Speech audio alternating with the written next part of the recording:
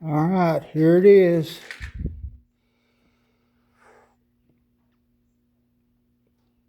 Left-handed drill bit. Just come in $10 for that little thing. And it drilled real good.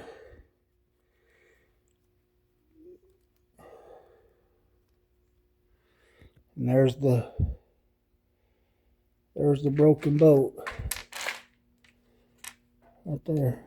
And there's the extractor right there. $20 to get that bolt out.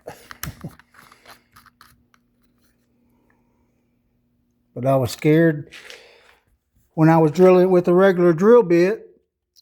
It was running the bolt in farther, and I didn't know if it was going to stop anything, an oil valley or something. So I had to get a left-handed bit, but it come out good. So anyway, all right, I'll see y'all tomorrow.